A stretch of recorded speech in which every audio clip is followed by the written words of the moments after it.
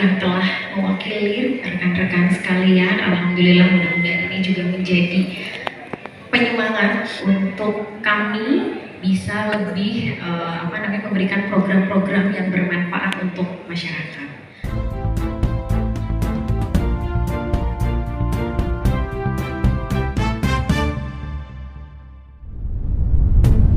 Pendopo di Payuda Banjarnegara merupakan saksi bisu, digelarnya silaturahmi dan halal bihalal antara Bupati Wakil Bupati dan elemen masyarakat. Dari berdirinya Banjarnegara dan sudah 30 Bupati yang memimpin Banjarnegara, baru yang ke-30 Bupati dan Wakil Bupati, ada acara silaturahmi antar elemen masyarakat Banjarnegara. Gagasan yang luar biasa yang diciptakan oleh aktivis Banjarnegara. Acara tersebut dihadiri oleh Forkopimda Banjarnegara, anggota dewan, tokoh masyarakat juga dari seluruh komunitas dan yayasan, termasuk Yayasan Bumi Sehat Banjarnegara. Acara tersebut dipandu oleh moderator Imam Abdullah Sidik, dan diawali sambutan dari Bupati Banjarnegara Amelia Desiana. Untuk lebih jelasnya mari kita saksikan acara tersebut bersama reporter Win TV Nur Soleh dan kameramen Wiwit.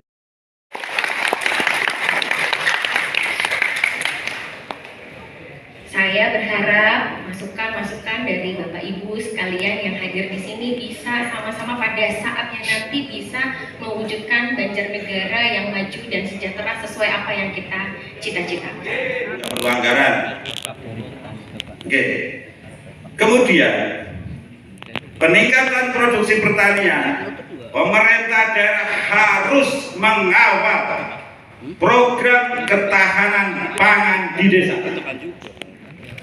Jadi di desa itu akan ada program ketahanan pangan sekitar 20%. Ini yang harus dikawal untuk meningkatkan produksi pertanian. Jangan sampai desa dibiarkan ada uang 20%, silahkan untuk nanam apa saja. Tapi harus di-grade. Apakah tanaman padi, tanaman jagung, tanaman ketela, itu saja. Wanti-wanti moderator suruh to the point. Saya Wahono dari Forum Kebangkitan Banjarnegara dan Bangsa di Dapuk suruh bicara tentang pendidikan dan pariwisata. Izinkan saya menyampaikan beberapa hal terkait dengan pendidikan dan pariwisata. Tentang pendidikan, to the point Mas Kengen. Tentang pendidikan, kami menyoroti tentang Perda RW. Ya. Perda RW itu ada 252 halaman. Yang sudah membaca ajungkan tangan. Yang sudah membaca. Perda Rencana Tata Ruang Wilayah terbaru 2024 ada 252 halaman. Banjarnegara berdiri sampai detik ini belum ada deskripsi tentang visi pendidikan Indonesia. Apa deskripsinya? Tentang membangun manusia Indonesia yang seutuhnya. Yang menjadi persoalan satu, harapannya pedagang-pedagang di desa tadi menurunkan dari dana pertambangan, mereka pun ingin naik kelas. Tidak hanya selama ini, kalau nanti ada program pelatihannya, diambil dari data dari desa. Biar kepala desa kerja. Saya yakin tiap desa tidak punya data UMKM. Yakin itu? Ya. Ini nanti kesempatan siapa? Artinya itu satu. Mereka pun ingin naik kelas, biar nanti bisa masuk ke pendopo. Satu. Yang kedua kalinya, banyak sekali teman-teman yang pakai roda dua, yang setiap hari makan di sekolah-sekolah SD, SMP, itu belum pernah tercover mereka, belum pernah terbina. Biar mereka membuat basreng, membuat toyaki apa itu semuanya, itu hanya dari Google. Standar kesehatannya bagaimana? Tidak ada. Pernah terjadi ada keracunan satu sekolah, siapa yang tahu jawab? Ketika kita bicara kesehatan, ketika makanan yang masuk ke mereka tidak punya standar kesehatan, mau apa kita? Generasi kita mau apa? Tidak ada. Atau dari perwakilan forum adanya penata ruang untuk ditinjau kembali ya, Mas Waro ya, karena belum ada zona kawasan pendidikan. Yang kedua, dengan pendidikan itu belum sesuai yang diharapkan, sesuai dengan kebutuhan masyarakat saat ini. Yang ketiga yaitu rencana induk pariwisata. Harapannya kita Banjarnegara memiliki jati diri yang kemarin dari dulu kita gaungkan bahwa suatu saat Banjarnegara itu menjadi kota pariwisata. Sepakat ya kawan-kawan ya. Kemudian yang terakhir yang disampaikan dari Forum terkait dengan UMKM dan pendanaan, harapan masyarakat yang disampaikan melalui forum yaitu melalui Forum adanya pelatihan dan menggunakan dana desa, pelatihan terkait dengan pelaku-pelaku UMKM.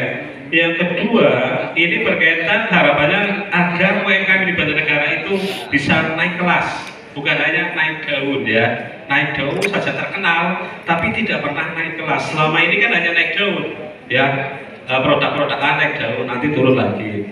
Kalau naik kelas kan beda. Kemudian harapannya terkait dengan pedagang-pedagang eceran yang ada di sekolah-sekolah itu bisa diperhatikan mereka. Tidak selamanya mereka hanya berjualan, tapi ada perhatian dari pemerintah, satu terkait kesehatannya, kemudian produk dan sebagainya, agar mereka bisa memiliki nilai yang lebih ya. Kemudian yang terakhir terkait dengan pendanaan, selama ini masyarakat itu yang menjadi salah satu permasalahan UMKM itu pendanaan. Pegawai produk A terkait terkendala dengan pendanaan atau modal, sehingga terjebak pada praktek-praktek pinjaman online, kemudian ke koperasi-koperasi yang menjerat ya. Ini membutuhkan solusi. Demikian, mohon untuk ditanggapi. Untuk terkait dengan desa dan pertanian, insya Allah terkait harga gabah dan harga jagung itu insya Allah langsung dikawal oleh TNI Polri. Itu setiap minggunya langsung dipantau oleh Bapak Presiden bahwa memang harga baik panen raya maupun tidak panen raya itu gabah harus diserap dengan harga 6.500. Begitupun dengan jagung dikawal oleh teman-teman dari Polri, itu juga dilaporkan setiap minggunya. Insya Allah apa yang menjadi harapan Bapak Presiden untuk ketahanan pangan dan kemakmuran para petani insya Allah bisa direalisasikan dan kita kawal.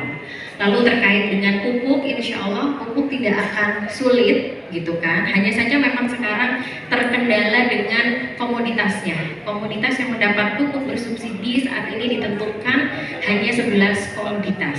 Dan Kabupaten Banjarnegara, kemarin saya baru bertemu dengan Bupati Wonosobo untuk kami membuat surat permohonan peninjauan kembali terkait dengan agar pupuk bisa diberikan kepada komoditas kentang dan sayur yang ada di Kabupaten Banjarnegara, karena sebagian besar petani kita adalah petani kentang dan sayur yang saat ini memang belum mendapatkan prioritas terkait pupuk bersubsidi. Mudah-mudahan segera mendapat tanggapan dari Kementerian Pertanian.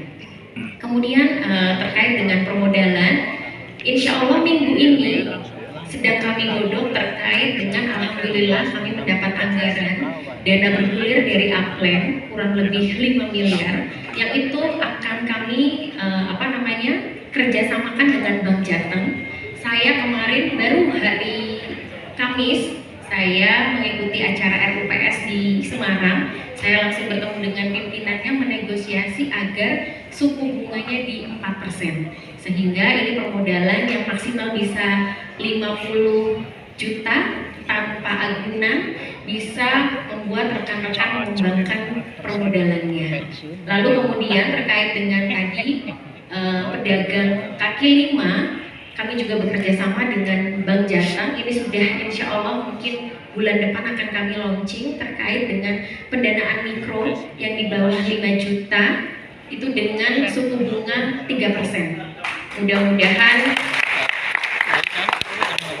Mudah-mudahan apa yang kami lakukan bisa membantu rekan-rekan pedagang agar tidak terlilit pinjol, tidak terlilit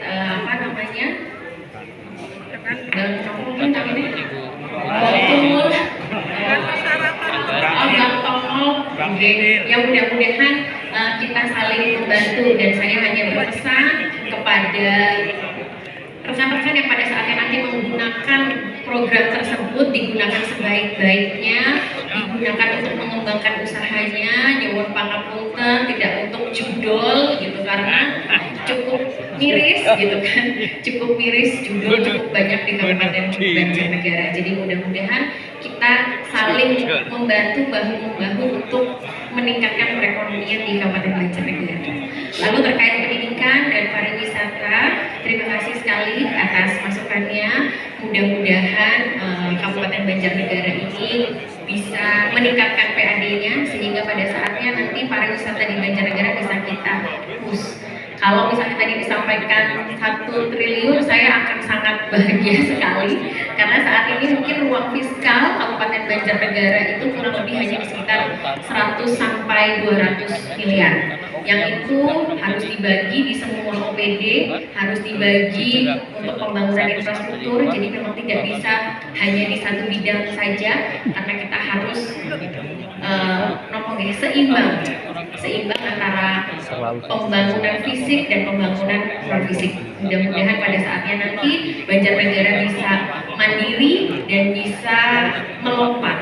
Saya mohon dibantu agar Banjarnegara ini tidak hanya terkenal 3 terbawah, karena saya cukup sedih ketika setiap datang di acara provinsi ini Banjarnegara selalu disebut, tapi disebutnya dengan prestasi yang kurang baik. Jadi kalau kemiskinan Banjarnegara disebut, angka pengangguran Banjarnegara disebut. Mudah-mudahan besok Banjarnegara ketika kita bisa kompak, kita bersama-sama, Banjarnegara bisa disebut akan prestasi-prestasi.